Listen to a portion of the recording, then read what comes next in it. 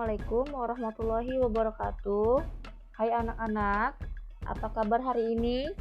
Ibu berharap semua sehat ya. Amin. Baik, pada hari ini kita akan membahas materi tentang sistem pernapasan manusia. Apa saja yang ada pada sistem pernapasan manusia? Yang pertama, itu ada struktur dan fungsi sistem pernapasan manusia. Dan yang kedua, ada gangguan pada sistem pernapasan manusia dan upaya untuk mencegah atau menanggulanginya. Baik, kita akan membahas yang pertama, yaitu struktur dan fungsi sistem pernapasan manusia. Jadi, struktur dan fungsi sistem pernapasan manusia dibagi menjadi 4. Yang pertama ada organ pernapasan manusia, yang kedua ada mekanisme pernapasan manusia, yang ketiga ada frekuensi pernapasan, dan yang keempat ada volume pernapasan.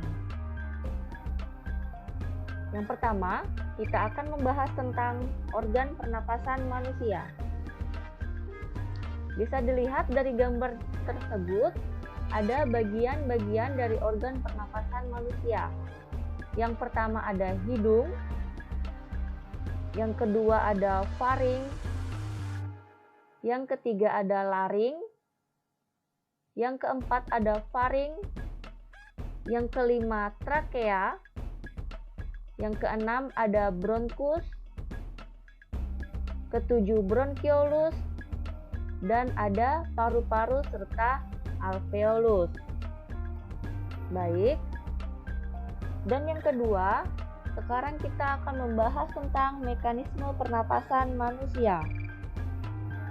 Di sini bisa terlihat dari mekanisme pernapasan manusia ada mekanisme inspirasi dan mekanisme ekspirasi. Jadi, perbedaan dari dua mekanisme itu, untuk yang pertama mekanisme inspirasi dulu. Jadi itu adalah udara masuk, otot tulang rusuk berkontraksi sehingga rongga dada mengembang. Kemudian diafragma berkontraksi bergerak turun. Kemudian untuk mekanisme ekspirasi itu adalah udara keluar, otot tulang rusuk relaksasi sehingga rongga dada mengempis. Kalau yang tadi mekanisme inspirasinya rongga dada mengembang, kalau sekarang mekanisme ekspirasi rongga dada mengempis dan diafragma bergerak naik. Mekanisme inspirasi bergerak turun, sedangkan mekanisme ekspirasi diafragma bergerak naik. Bisa dibedakan ya. Kemudian yang ketiga, frekuensi pernapasan. Ada beberapa faktor yang mempengaruhi frekuensi pernapasan, seperti jenis kelamin, posisi tubuh, kegiatan tubuh, usia, dan juga suhu tubuh. Jadi, faktor yang pertama, seperti umur, pada umumnya semakin bertambah umur seseorang, maka semakin rendah frekuensi pernapasannya. Hal ini berhubungan erat dengan makin berkurangnya proporsi kebutuhan energinya. Kemudian, faktor dari jenis kelamin. Pada umumnya, laki-laki lebih banyak bergerak, sehingga lebih banyak memerlukan energi. Kebutuhan oksigen dan produksi CO2 atau karbon dioksida pada laki-laki juga lebih tinggi. Hal ini menunjukkan bahwa proses metabolisme pada laki-laki jauh lebih tinggi daripada perempuan. Kemudian, suhu tubuh. Semakin tinggi suhu tubuh, maka semakin cepat frekuensi pernapasannya. Hal ini karena adanya peningkatan proses metabolisme di dalam tubuh, sehingga diperlukan peningkatan pemasukan oksigen dan pengeluaran karbon dioksida. Kemudian, faktor dari posisi tubuh. Posisi tubuh sangat berpengaruh terhadap frekuensi pernapasan. Hal ini berkaitan dengan beban yang harus ditanggung oleh organ tubuh. Dan yang terakhir, kegiatan atau aktivitas tubuh. Orang yang melakukan aktivitas memerlukan lebih banyak energi dibandingkan dengan orang yang tidak melakukan aktivitas, seperti duduk santai atau tiduran. Bisa dipahami ya? Sekarang kita akan membahas yang keempat, yaitu volume pernapasan. Jadi, volume pernapasan dibagi menjadi 3. Yang pertama volume tidal, yang kedua volume cadangan, dan yang ketiga ada volume cadangan inspirasi. Baik, apa sih volume tidal itu? Jadi, volume tidal yaitu volume udara yang keluar masuk paru-paru saat tubuh melakukan inspirasi atau ekspirasi. Biasanya volumenya sekitar 500 ml. Kemudian, volume cadangan. Volume cadangan ekspirasi merupakan volume udara yang masih dapat dikeluarkan secara maksimal dari paru-paru setelah melakukan ekspirasi biasa. Volume cadangan ekspirasi sekitar 1.500 ml. Kemudian yang C, volume cadangan inspirasi, yaitu volume udara yang masih dapat dimasukkan ke dalam paru-paru setelah melakukan inspirasi secara biasa. Volume cadangan inspirasi sekitar 1.500 ml. Baik, bisa dipahami? Kemudian kita lanjut ke materi B, yaitu gangguan pada sistem pernapasan manusia dan upaya untuk mencegah atau menanggulanginya.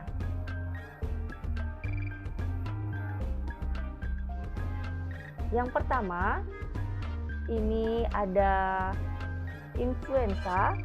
Jadi influenza merupakan penyakit yang disebabkan oleh infeksi influenza virus. Jadi ini gambar penyakitnya ya.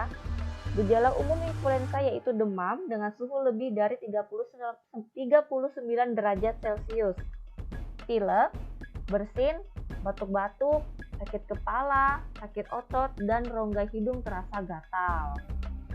Jadi, agar kamu tidak mudah tertular virus influenza, sebaiknya kamu menggunakan masker ketika berkendara dan rajin mencuci tangan dengan menggunakan sabun sebelum makan.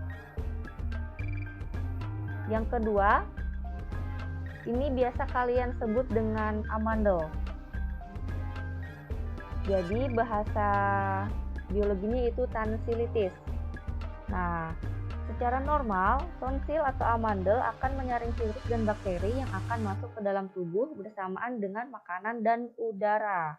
Apabila daya tahan tubuh dalam kondisi lemah, virus dan bakteri akan menginfeksi tonsil sehingga dapat menyebabkan penyakit tonsilitis. Jadi kalian jika makan yang tidak steril atau di jalanan, itu bisa menyebabkan dari tonsilitis. Yang ketiga yaitu faringitis. Faringitis adalah infeksi pada faring oleh kuman penyakit seperti virus, bakteri maupun jamur. Nah, faringitis ini merupakan penyebab umum sakit tenggorokan. Orang yang menderita faringitis biasanya disertai dengan radang tonsil atau amandel yang menyebabkan rasa nyeri saat menelan makanan. Kemudian, siapa yang bisa melihat ini? Ini apa? Ini adalah paru-paru. Ini adalah dua paru-paru, yang A paru-paru sehat dan yang B paru-paru yang terserang infeksi dari penyakit pneumonia. Apa sih pneumonia itu? Jadi, pneumonia merupakan infeksi pada bronkiolus dan alveolus. Penyebabnya pneumonia seperti infeksi dari virus, bakteri, jamur, dan parasit lainnya. Jadi hati-hati ya. Kemudian kita akan membahas lagi penyakit yang kelima, yaitu TBC. Penyakit TBC disebabkan oleh infeksi bakteri. Selain menginfeksi paru-paru, bakteri Mycobacterium tuberculosis ini juga dapat menginfeksi bagian lain dari tubuh. Kemudian, jika sistem imun lemah, maka bakteri dapat masuk ke dalam peredaran darah dan sistem limfa untuk menginfeksi orang lain. Gejalanya apa? Gejalanya mudah lelah, berat badan turun drastis, lesu, hilang nafsu makan, demam, berkeringat di malam hari, sulit bernafas, sakit pada bagian dada, dan batuk berdarah. Jadi hati-hati ya jika kalian memiliki teman atau keluarga yang TBC karena itu menular. Baik, kita akan lagi membahas tentang penyakit yang keenam, yaitu asma. Bisa dilihat di situ ada gambar dari bronkus normal dan penderita asma. Di situ terlihat untuk bronkus normal dinding ototnya dia penampang melintang saluran pernapasannya itu berongga seperti biasa, sedangkan untuk dinding saluran pernapasan pada gejala asma itu memiliki seperti sumbatan. Jadi, asma merupakan salah satu kelainan yang menyerang saluran pernapasan. Asma dapat disebabkan oleh faktor lingkungan. Faktor lingkungan yang dapat menyebabkan asma diantaranya masuknya zat pemicu alergi dalam tubuh, misalnya asap rokok, debu, bulu hewan peliharaan, dan lain-lain. Jadi, jika kalian alergi dan memiliki asma, berhati-hati kepada hewan peliharaan seperti kucing atau hamster. Lanjut, yang ketujuh adalah penyakit dari kanker paru-paru. Di situ terlihat ada dua gambar paru-paru. Yang A adalah paru-paru sehat dan yang B adalah paru-paru yang sudah menderita kanker. Jadi, sekitar 85% kasus kanker paru-paru disebabkan oleh merokok dalam jangka waktu yang lama. Sedangkan 10-15% kasus terjadi pada orang yang tidak pernah merokok. Kanker paru-paru pada orang yang tidak merokok dapat diakibatkan karena kombinasi faktor keturunan dan faktor lingkungan. Misalnya menghirup debu asbes dan udara yang terpolusi, termasuk akibat menjadi perokok pasif. Jadi, orang yang terserang kanker paru-paru belum tentu perokok. Juga bisa seperti kita, ada orang yang merokok tapi asapnya kita hirup. Kita juga bisa terserang penyakit kanker paru-paru. Bisa dipahami ya. Baik, Ibu kira cukup sekian materi kita pada hari ini. Ibu akhiri, wassalamualaikum warahmatullahi wabarakatuh.